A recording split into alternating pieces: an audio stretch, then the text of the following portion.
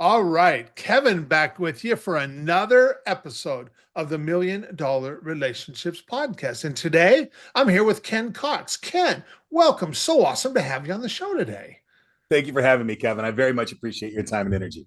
Oh, I'll tell you, you and I got to connect already, and man, I just felt, Ken, I felt like we'd known each other for years. That's what I felt like when we spoke the first time, and I want to, in fact, I want to start off by just giving a shout out to Jessica and the folks over at the podcast guest platform because that's how you and I met, and without Jessica and the work that those guys are doing, we might never have met. And so I just want to really honor that relationship because I am incredibly grateful to those guys for the work that they're doing. And I just want to start, Ken, I want to turn over to you so we can start by setting a little bit of context. And I want the listeners to really get a good understanding of who you are and what you're all about. And so I'm going to start off by letting you share, about, what you do, who you serve, what inspires you most about the work you do and the impact you're making in the world, and give us some of the backstory too about how you got into all this in the first place. Absolutely. We don't have hours on end to sit and talk. So I'll jump right in. The project that I'm working on right now that I'm most passionate about is nlink.com. And it is a platform for small and medium-sized business. And we have just a lot of tools, and we're adding more and more every single day. We have a CRM. We have an office product that competes with, your Gmail or your Outlook, any of those kinds of things. But you want to be with a private provider, or if you have a lot of users and you just want to save some money, right? Then we're a great option for that. On top of that, we keep adding new partnerships on a regular basis. We just added Roosterly to do your social media management last week. We just partnered with Billie Jean as marketing to do AI training and marketing training. That deal we closed on Friday. We don't even have all the materials out yet. Nice. And we, 7-figure investors, we just landed a deal with them for helping small businesses with financing, right? So just really wanted to create a place that small businesses could go and get all the resources that they need to run their business. And on top of, our CRM is best in the world. We partnered with Go High Level to offer AI employees to small and medium-sized business at a really great price. And, we have our support built into it. It's just a really, really great platform across the board. We launched that in January of 2025, and it's going really well so far. Okay. And where that comes from is back in 2001, we started a web hosting company called Hosterian. And that company it does co-location, which most of your visitors aren't even going to know what that means. And what it means is that you put your servers in our data center, and we have the giant batteries and big generators and stuff like that to run it 24 hours, 7 days a week. We host medical facilities and public libraries and governments and airlines and things of that nature, right? So you have a whole lot of servers. You need to put them in a cold room. That's what Hosterian does. But we also had a lot of small and medium-sized businesses. So it made sense for us to separate our marketing, Hosterian and nLink. nLink, small and medium-sized business.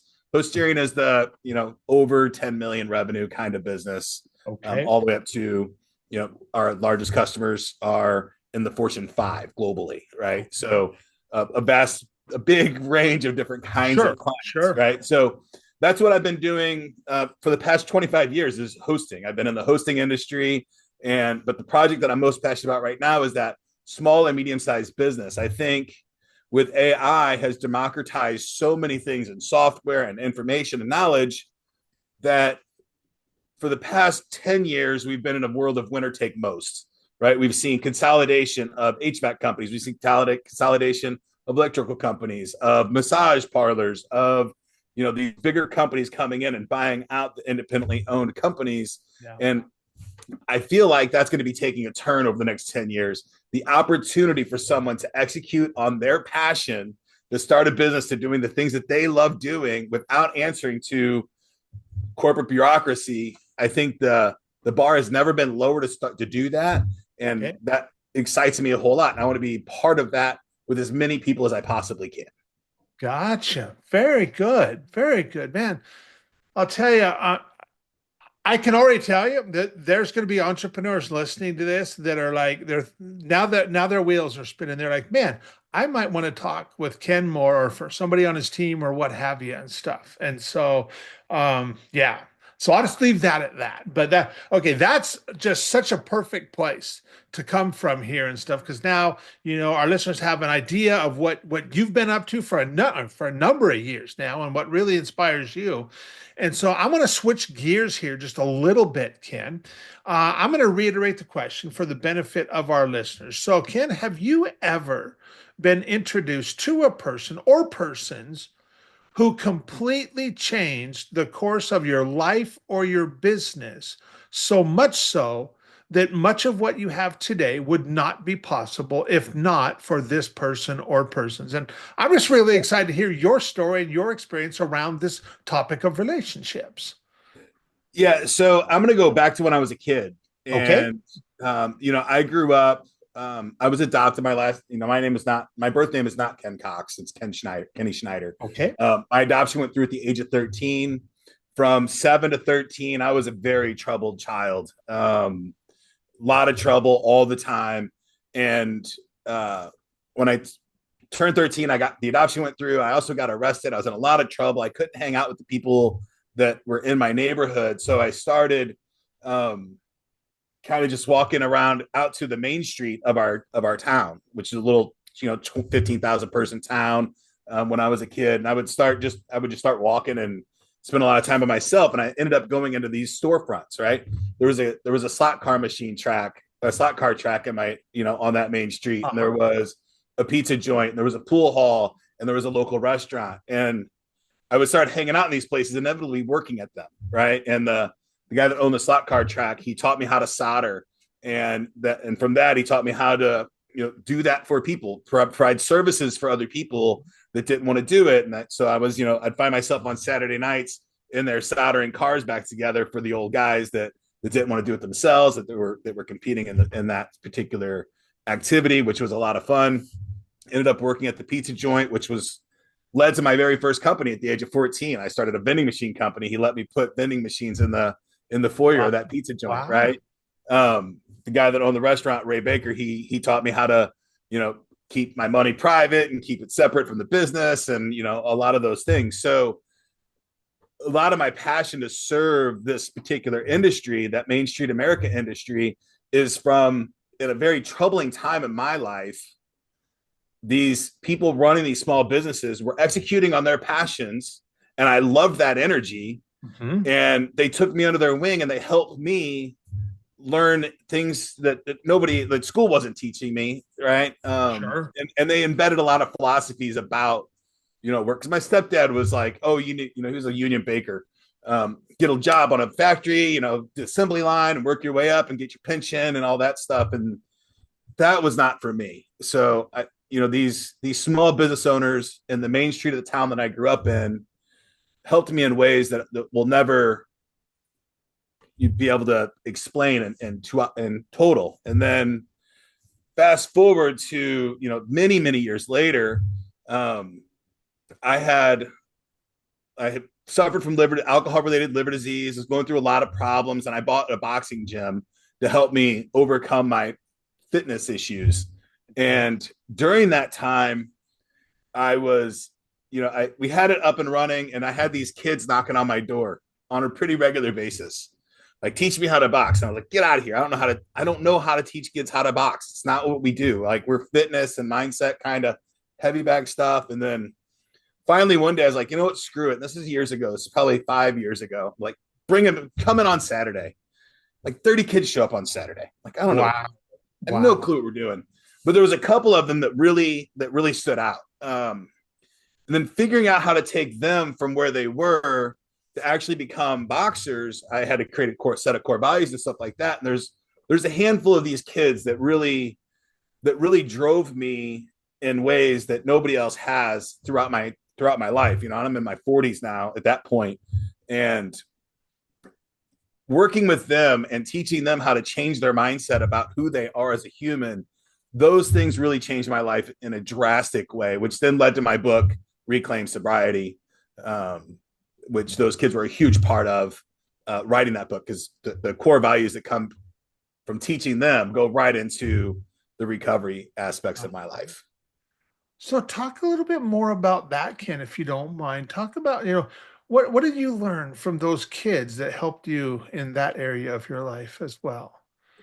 The key piece that I figured out, and it changed my life in so many ways, and it continues to do so, is that you will be whatever you self-identify as. Mm-hmm. Mm-hmm. Right? If you can change how you identify yourself, and it doesn't matter if it's true today or not. If I identify as a sober person, I'll be a sober person. If I identify as a boxer, I'll become a boxer. Just a matter of time, right? So if you identify as a thing, as a certain type of person, your actions will replicate what it takes to be that kind of person.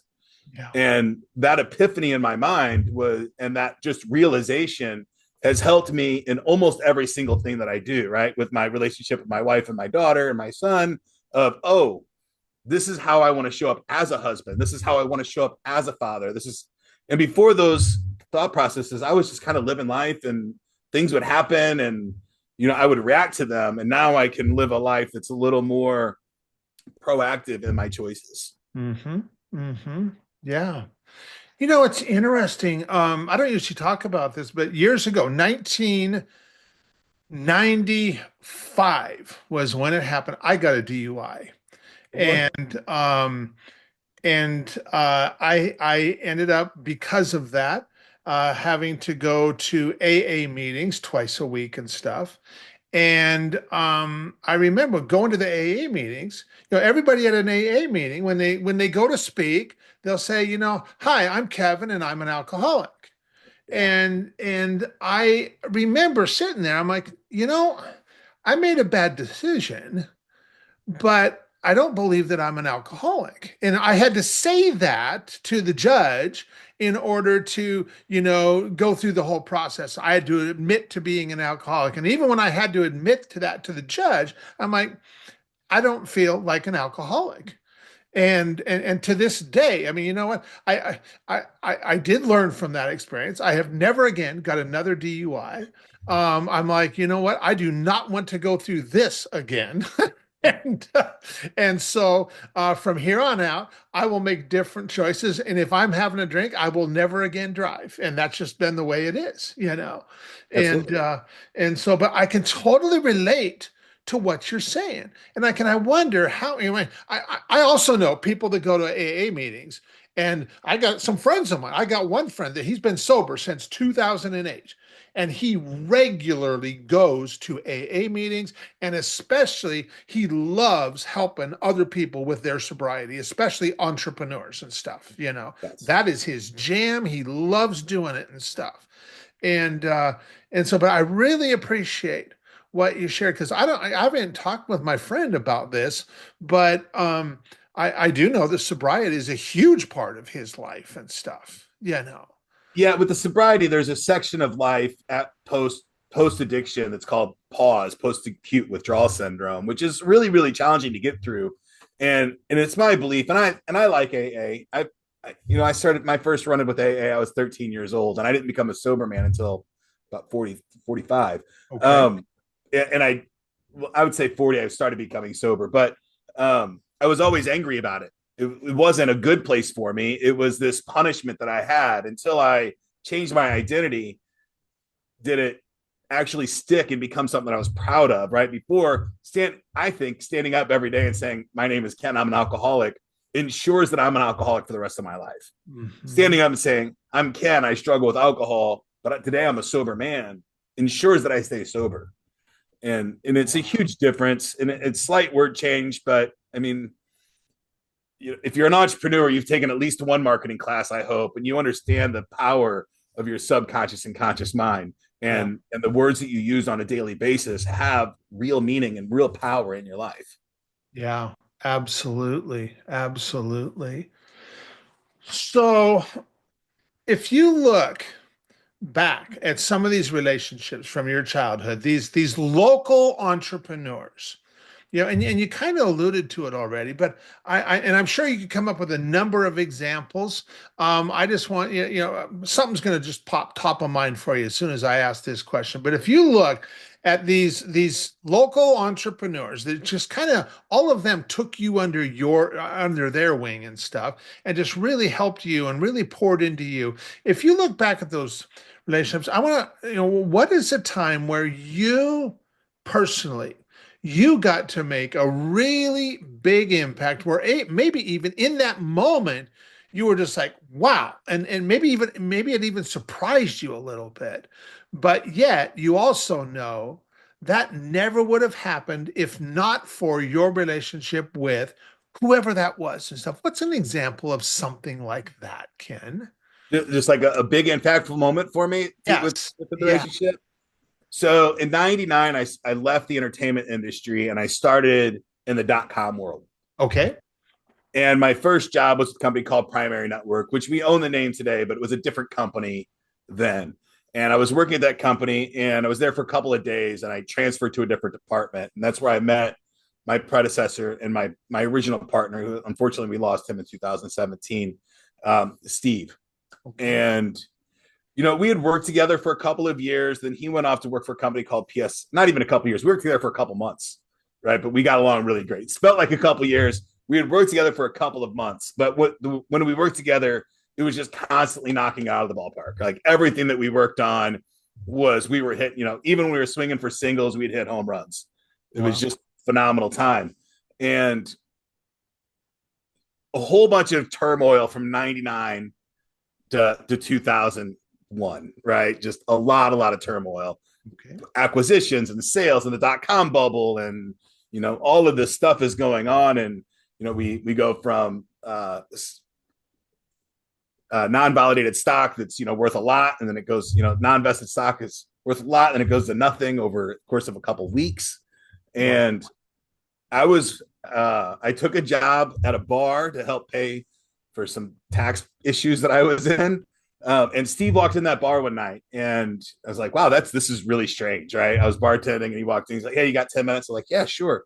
And we walked to the back and he's like, we're starting a hosting company and we want you to be our vice president of operations. And I'm like, okay, what's that take? He's like, well, how much money do you have? Because we need to raise money.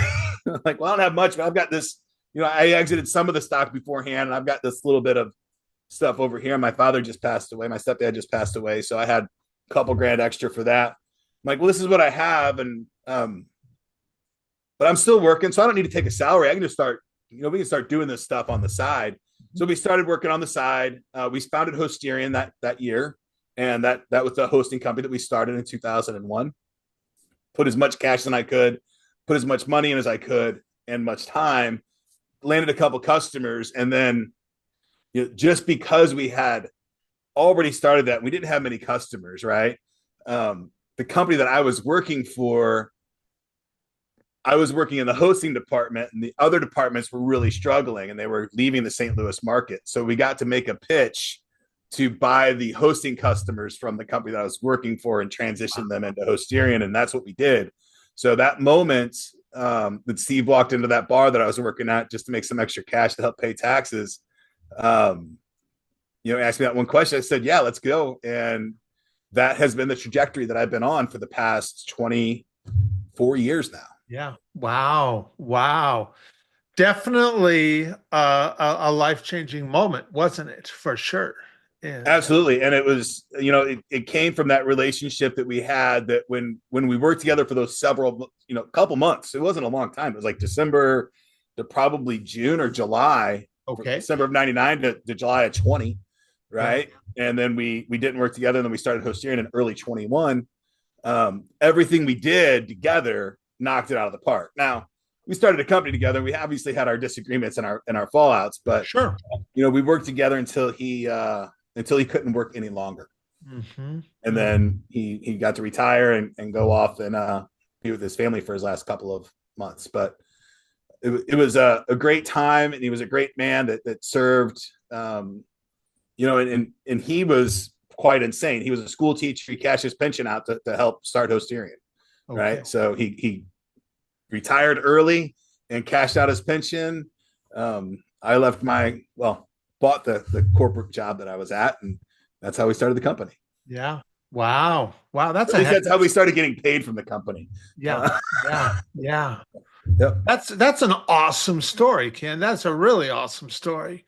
This is why I love hosting this podcast, because every entrepreneur has an amazing backstory. And I love asking the questions to just kind of draw that out a little bit and stuff. I mean, you've got an amazing story. You've got an amazing story. So with where you're at right here, right now, what's your vision going forward, Ken? Where do you want to see this go? Where do you want to see what you're doing now go? Yeah, so I really love what I'm doing with EndLink and the AI employees, and I feel like, for the next 5 years, onboarding and helping small business owners understand how they can leverage AI employees to grow their business, to add more revenue to their company, lower their expenses, and add more revenue by using online tools. Okay. I like to think of EndLink as the link between Web 2.0 and 3.0, as far as the business owner owning more of his ability to sell, right? Okay. Bringing their products and services online more and more. Like today, every business has, a website, or most businesses have a website, but Yeah. they're not taking advantage of the merchandise capabilities that they have. And today, you don't have to have this huge inventory of stuff, but even if you're, a local grocery store that serves a specific niche, like, I deal with some Mediterranean grocery stores, right? They're extremely niche down, and people love wearing their t-shirts, but they can't sell them because they got to keep an inventory. But with the way inventory runs today and print on demand services, those businesses can add those services really, really affordable today, and kind of change how they look at their online business. Yeah. Yeah. Yeah. And what you brought up, man, that is like so powerful, because you're right. That they can sell merchandise. They can sell, whatever, sweatshirts, t-shirts, coffee mugs, whatever. And it can, and like, they don't have to keep any inventory whatsoever. Zero, it's totally print on demand kind of a thing. And Absolutely. that's a game changer. It can be, right? So whenever you can start taking and selling merchandise to people all over the globe, like you've got your community at a local place, but then they move and they go places else. They might want a t-shirt from the local bowling alley or from the local pool hall, right? And that's really, really powerful. On top of that, with the Web 3.0 services like AI employees answering the phone and sending text messages and doing your emails, a small business owner today doesn't pick up his phone 60% of the time. They miss the call. They're not picking it up because they're closed. There's nobody there. The front desk staff is working with a client right now. And, if you can pick up 100% of those calls and service those people, then you will grow your revenue. Yeah, right. For sure. Half of those are probably bot calls anyway. So you can get rid of that frustration from your life, not having to answer your phone and vet those out. But the other ones, these AI employees can answer 80 to 99% of the questions that somebody's going to ask about your business. And they can do it in a really nice, really clever way that makes it feel like you're talking with a real live person. Totally. But you do it in a way that's really transparent. So you're not trying to trick people. Yeah. Yeah. Yeah. Wow. At the time we're recording this, versus like 6 months from now, even, it's just the technology is just going to continue to improve at such a fast rate of speed, And we're already hitting, right? Like we're already hitting kind of some of the aha moments where a year ago, I would not have said, hey, you can let AI answer your phone, or you can let AI start, replying to your emails. But the way it is now, and we've Kanbaned all this out with AI employees, 6 different kinds of employees doing different things. It really does work. You limit their scope of work, right? You have a receptionist, you have a billing AI employee, and you train each one of them for the components that they're going to be working on. And, it's affordable and it works really well.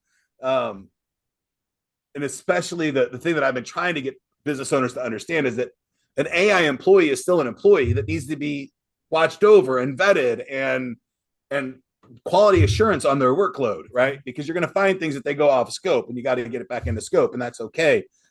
It's a lot easier to get an AI employee back into scope than it is somebody that's working for you for 3 months because they're taking a break from school. Yeah. Makes sense. Well, Ken, I want to thank you so much for taking the time to have this conversation today. And for anybody that's listening into this going, man, Kevin, I really like Ken. I love how he shows up, and now he's got my mind thinking too. And for anybody who's thinking like, man, I'd like to get some more information. Ken, what are any resources, any websites we can share with folks and just include with the show notes? Absolutely. Every Tuesday at 4 p.m. Central, we do a live webinar that shows you how to do AI employees and how to set them up and manage them. It's really kind of informal. Show up in Zoom, hang out, leave if you want to. And at the end of those Zoom calls, we always give giant discounts and incentives to become part of the EndLink family.